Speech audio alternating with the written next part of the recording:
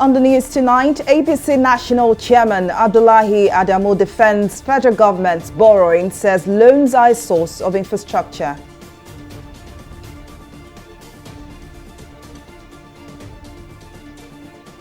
President Buhari inaugurates Anti-Malaria Council, appoints Dangote as chairman.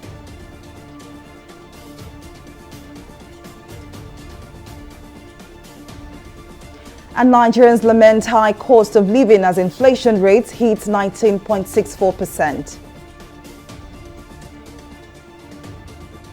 Well, many thanks for joining us on News Now. I am Folashade Ogurinde.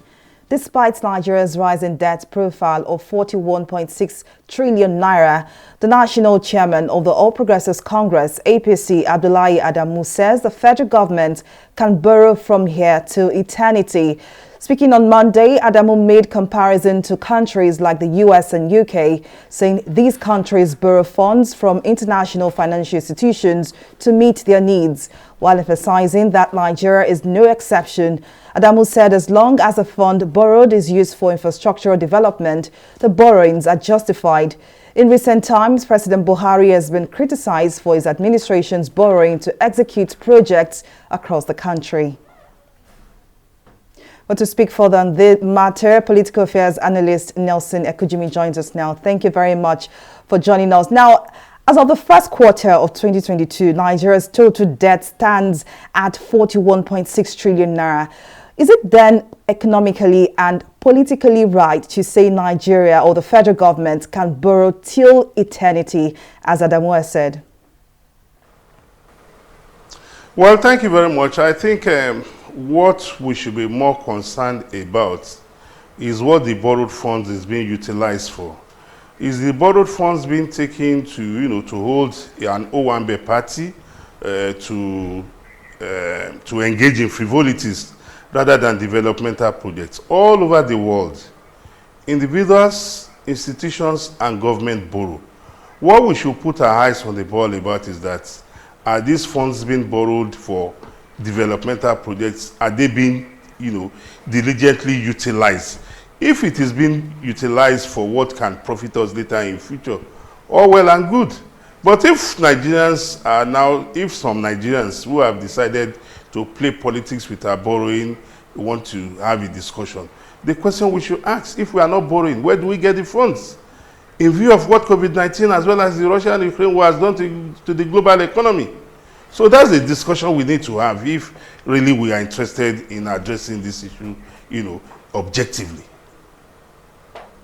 Now, placing emphasis on what Adamu has said with regards to the fact that the federal government can borrow from now to eternity, is it now sensitive? Is it now talking about the sensibilities now of the Nigerian people who feel that the present administration from 2015 till now has put the country in a lot of debt, and economically, I mean, look at our inflation figures. It's really not nice, and so many other hardship in the country now. So taking a look at it from the sensibilities of the average Nigerian, is it fair to say that the federal government or President Muhammadu Buhari can take as many loans as possible from now to eternity, as Adamu has said? Well, the truth of the matter is that it is not President Muhammadu Buhari that is borrowing. It is the Federal Republic of Nigeria. So we must get it very clear. So talking about sensitivity, I have not seen anything wrong in what Alhaji Abdullahi Adamu has said. I think the man is only responding to the barrage of, negative comments around this borrowing. There was a time we were selling crude oil for over $100 for almost 4 years. Those that didn't borrow, with all the funds we generated, with all the forex we generated from the sale of crude oil, how did they expend it? Rather, we had the issue of a national security advisor who frittered away $2.1 billion, of which he gave somebody over 400 million naira to go and pray against insurgency, when such funds could have been judiciously used to purchase equipment for our military. So what we are saying here is that, look, if we say this borrowing is bad, then I think we have to redefine what borrowing means. Because as I'm sitting down here, I can borrow funds to build a house. such that my children will inherit the house and in due course they will take over the property. I've seen people who have leased their father's house for years. And what happens at the end of the day? They take back possession of their property. If we have borrowed money to build bridges, to build roads, to provide the electricity infrastructure, who benefits in the long run? And we all know that in economic terms, prices never remain the same globally. What we are borrowing for today, in 10 years' time, we will not be able to afford it. Can you imagine how possible it will be for us to build a stadium like the National Stadium or the Abuja Stadium in the current economic realities, where states, individuals, and countries are grappling with shortage of funds? So if people are trying to politicize borrowing to make it seem as if borrowing is bad, then I think we need to sit down and discuss this matter holistically, because there's nothing wrong in borrowing. Borrowing only becomes something in the negative if it is not used for something that will profit us in future. If we are borrowing to hold a party, if we are borrowing to buy shirt for me, then there's a problem. If you are borrowing, for me to eat, then there's a problem. But if you are borrowing to have assets, and these are not assets that depreciate, these are assets that will remain there. Even when President Muhammadu Buhari's administration would have left office, those assets he has borrowed money to provide will be there for the Nigerian people and not now sorry to cut you short there. With inflation numbers, with inflation rates going to as high as over 19%, are we saying that how long basically should the average Nigerian wait before we start getting the dividends or the benefits of these borrowings? The inflation that is on the rise today, the reasons are not far-fetched. The reasons why inflation is on the rise is that the prices of goods are skyrocketing. You talk about power. You talk about the Russia-Ukraine war that has affected agricultural produce, that has made the means of buying common bread that should be a staple food on the table of any man or woman, the prices has hit the roof, not only in Nigeria.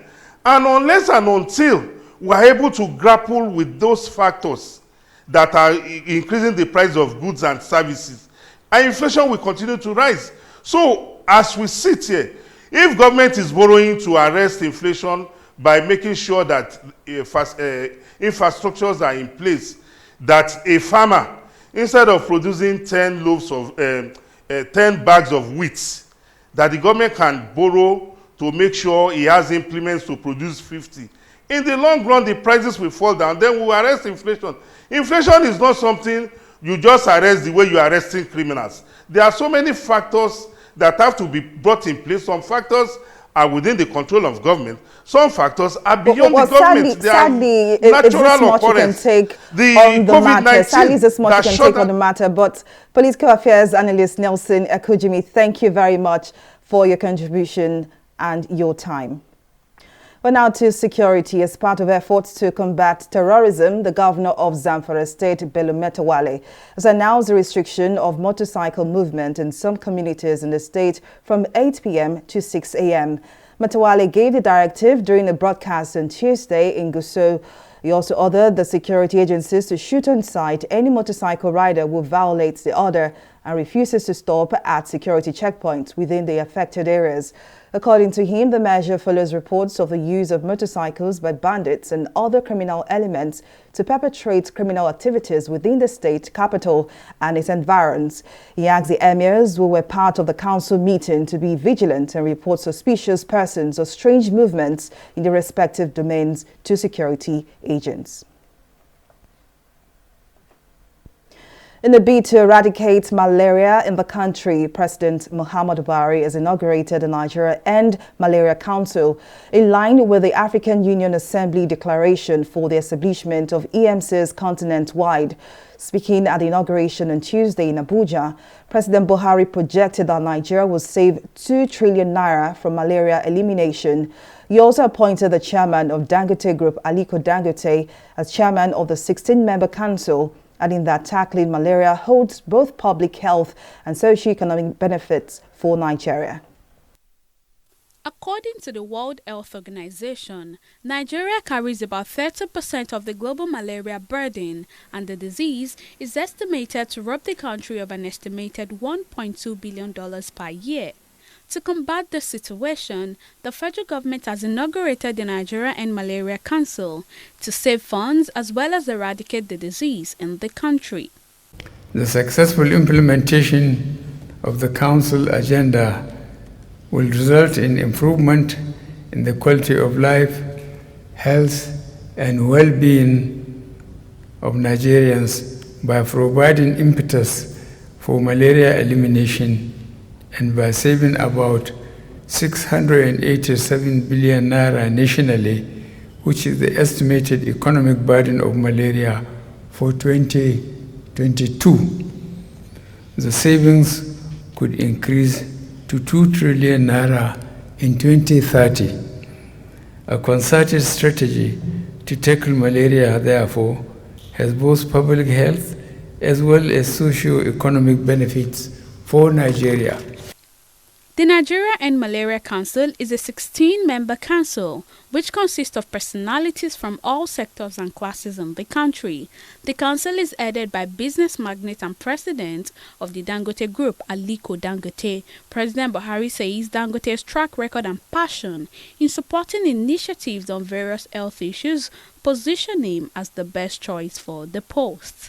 I have approved that the council be chaired by Alhaji Aliko Dangote, who has shown a passion for supporting initiatives on various health issues such as polio and primary health care system strengthening. Together, we will work hard to ensure that malaria elimination remains high on Nigeria's agenda with strong political commitment from leaders at all levels.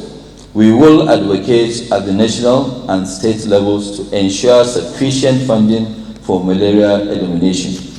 On his part, the Minister of Health, Osage Ehanire, says Nigeria has been recording a continuous decline in malaria thanks to the thorough implementation of the National Malaria Strategic Plan.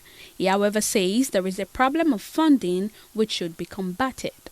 The prevalence of malaria in Nigeria has continued to decline from 42% in 2010 to 23% in 2018, according to the National Demographic Health Survey of 2018. In spite of the steady progress to date, we are yet to meet the coverage and impact targets we set out to achieve for malaria elimination. In the last decade, 9 countries across the world, including Sri Lanka and Uzbekistan, were declared malaria-free by the WHO. With interventions like these, many believe it is just a matter of time before Nigeria joins the list. Abisola Adebayo, TV360 News. As part of initiatives to eliminate toxic mercury in lighting, the Lagos State government, in partnership with the Sustainable Research and Action for Environmental Development, has launched LED Retrofit, a project involving the conversion of mercury-based fluorescent lamps to light-emitting diode technology. The end of the pilot phase, which forms part of the Clean Lighting Coalition, was signaled with a press briefing at the Lagos State Ministry of Health Secretariat and an inspection of the Folarin Koka Staff Hospital, which was used for the implementation of the 6-month-long project.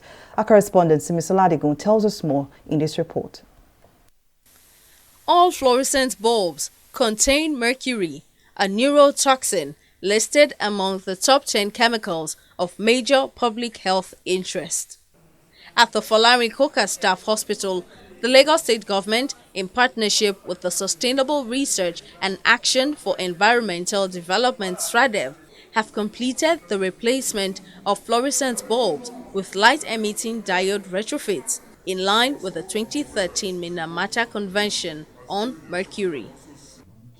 The executive director of SRADEV, who lauded the Lagos State government for blazing the trail in retrofitting, says the initiative will not only help protect the environment and human health, but also help save costs in energy transmission when utilized nationwide. One of the biggest advantages of LED lighting is the opportunity for a higher quality lighting experience for people and businesses. LEDs immediately reach full brightness when switched on, as you can see right in this room, rather than delayed and flickering for a few minutes. In addition, thanks to many advances in LED technology today, today there are mercury-free LED replacement lamps available to replace all types of fluorescent.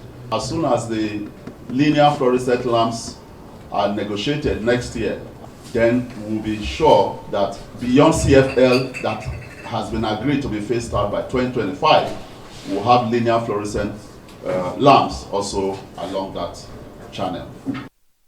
The Permanent Secretary of the Ministry of Health, Olusegun Ogboye, who was represented by the Director, Medical Administration, Training and Programs, says the initiative falls into the state's mandate to achieve universal health coverage for residents in the state. The retrofit initiative, which is basically transition to LED, is a welcome initiative of the state as it relates to the second pillar of the team developmental agenda, and it is also aimed at eliminating toxic mercury in lighting through the minimature conversion on mercury. We are very happy that with this kind of developments or initiative being started in the clinic, we are not concerned about exposing our patients to toxic emissions at all in the clinic. And I would also want to encourage everybody, both in the offices and in their homes, to, as much as possible, try to switch off their game to the LED light, because this is the future of the lighting. LED lighting has become an economic choice because of its low electricity consumption and longer lifespan. For countries like Nigeria experiencing major challenges in electricity supply, the process has inherent benefits to achieving 50% lower lighting electricity bills.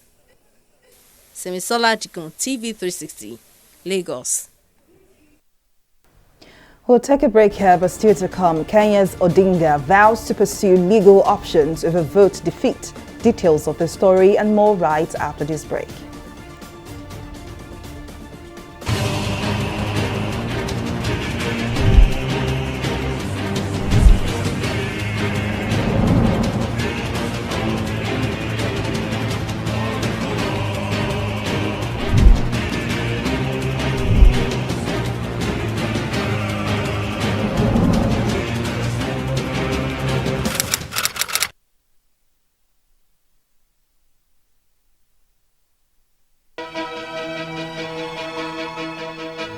Opinions are free, facts are sacred, but truth is universal.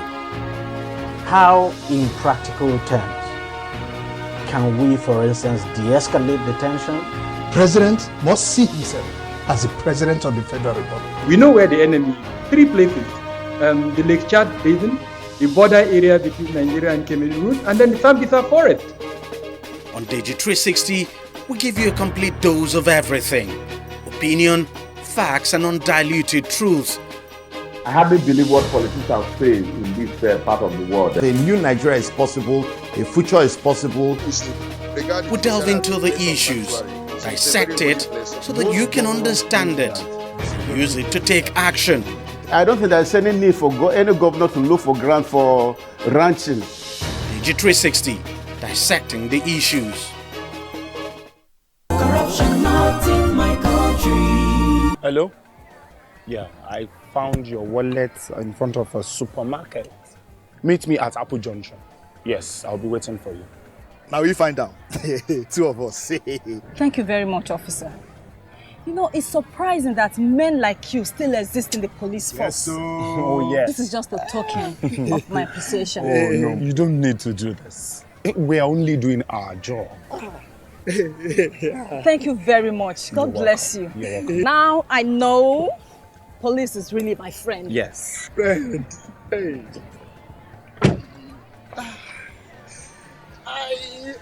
Which came up with this one? I don't understand. You know your problem. You are greedy. I'm a policeman who is doing his job. All forms of corruption in the force. Not in my country. Corruption not in my country. Welcome back. Now here is a recap of some of our top stories tonight. Despite Nigeria's rising debt profile of 41.6 trillion naira, the national chairman of the All Progressives Congress, APC, Abdullahi Adamu, says the federal government can borrow from here to eternity. Speaking on Monday, Adamu made comparison to countries like the US and UK, saying these countries borrow funds from international financial institutions to meet their needs. We also told you that as part of efforts to combat terrorism, the governor of Zamfara State, Bello Metawale, has announced a restriction of motorcycle movements in some communities in the state from 8 p.m. to 6 a.m. Metawale gave the directive during the broadcast on Tuesday in Gusau. He also ordered that security agencies to shoot on sight any motorcycle rider who violates the order and refuses to stop at the security checkpoints within the affected areas. Well, in case you missed any of our news bulletins, or for more updates, do log on to our website on www.tv360nigeria.com. You can also follow us on our social media platforms on Twitter, Instagram, YouTube, and Google Plus at TV360 Nigeria. On Facebook, we are TV360 Online.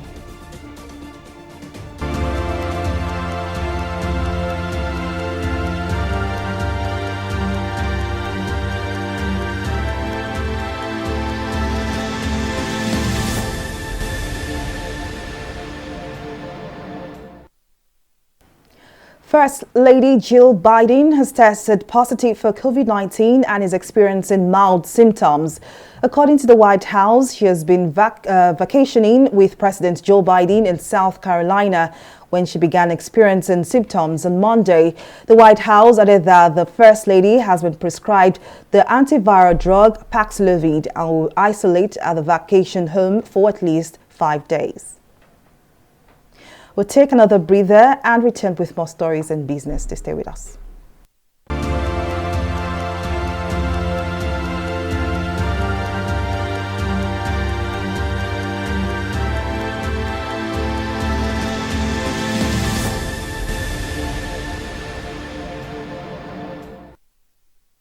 Corruption not in my country.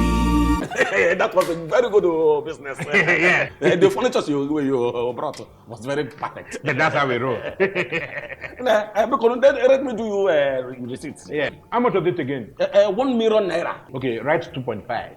Mbano. The deal was for 1 million naira now. Okay, write 3 million. I'll give you 500. Oh no, I don't do business like that now. Yeah. In that case, give me back my check. Let me go and look for vendor that business. Take. Your loss. It is only for incorruptible customers. What are you talking? Now get out. What kind of this? You will just die. No, you will die. That is the door. Now get out from here. Rubbish. Look, my people.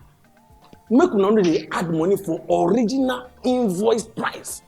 That's not corruption. Say no. Not in my country. Corruption not in my country.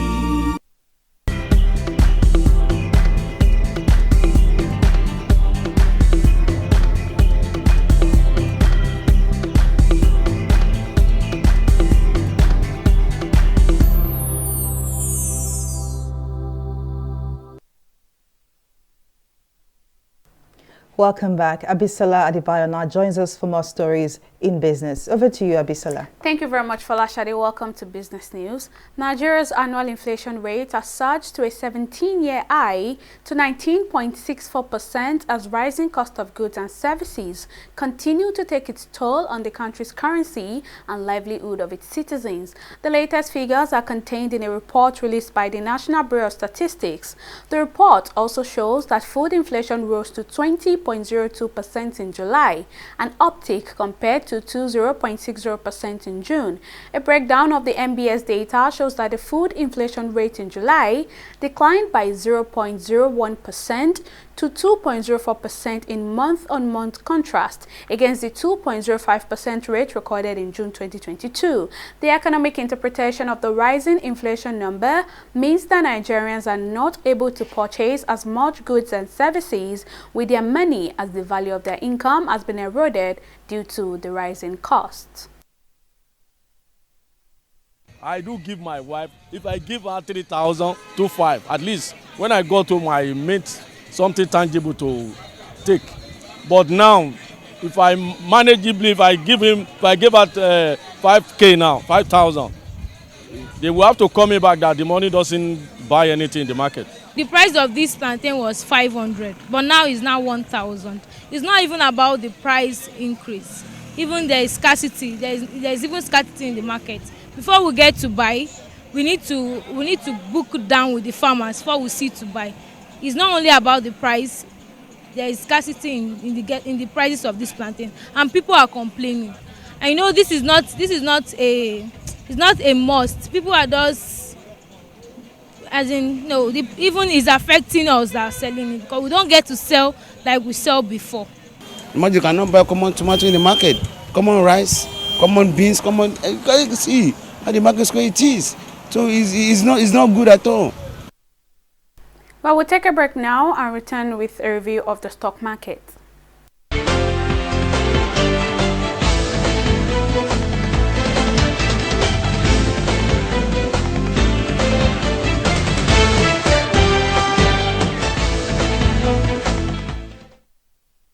Nigeria's equities market finally closed in the positive territory today after several days in the negative, drifting back to the bulls territory. The market gained about 43 billion naira from the total market capitalization as the all-share index recorded a 0.16% increase. But you can see here we're still holding on to the 49,000 level. The losses made us lose the 50,000 level we have been maintaining for a while now. And on the market capitalization, we no longer have the 27 trillion naira mark. While looking at the stocks that contributed to the change in sentiments today, Cortex PLC from the industrial services sector led the gainers table as it recorded a 15 kobo increase. Lasako Assurance right there also made it to the list of gainers today. On the flip side, as our losers list today, UPDC Real Estate Investment Trust and PZ Cousins were not as fortunate today as their stocks ended in the negative after a rigorous trading day. Looking at the activity chart, we still have a little bit of red, but at least better than yesterday, as we can see 204 million units of shares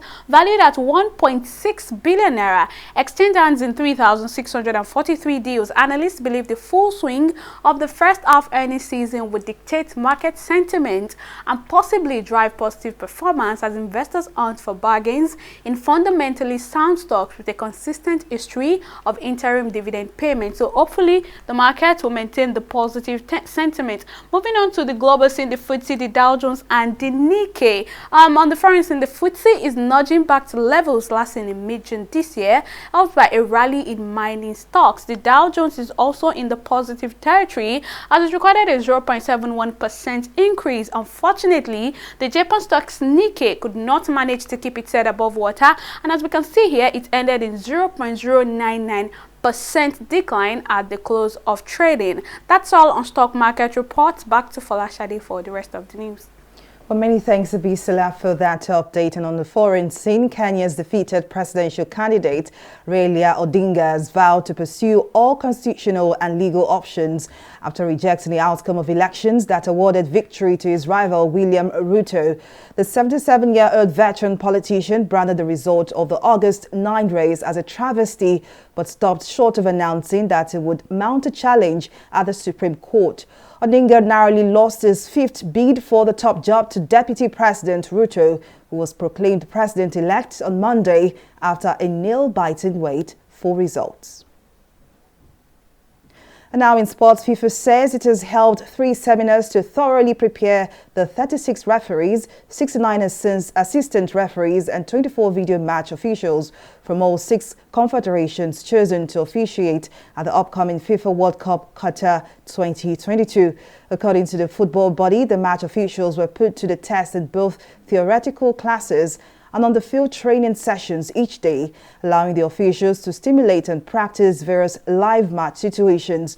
Speaking on the development, Perluigi Colina, chairman of the FIFA Referees Committee, explained that the objective is to prepare the referee as best as possible to avoid using technology. When I received the invitation for the World Cup, that I was selected with my team, this is an unbelievable feeling. For me, a dream come true, really. When I started as a referee, I was 12 years old, and my goal was already, I want to reach the top. And I was dreaming of the World Cup. And be here now, for me, is goosebumps, really. For me, it's a big privilege to share the field finally with our female colleagues. But I am not surprised at all, because I work with them all these many years. For me, them being here is something that is based on quality, and it was a matter of time that they will be here. So I'm not surprised at all that they are with us, and I'm really, really happy to share the field with them. Training is very important for us to just share our experience with each other and to learn from our mistake, to improve our weakness. And it's a good chance that we are all together with our instructor. We can work in all aspects and we have self-evaluate. Our objective is to prepare the referee as best as possible, to avoid to use the technology. But the technology is there to avoid that a mistake is committed. Even the best referee can commit a mistake, he's a human being, we know it, and that's why we implemented a system using tools that can really reduce the possibility that a human mistake can affect the outcome of a match. That's the size of our news bulletin. Many thanks for watching. I am Folashade Ogorinde. Bye for now.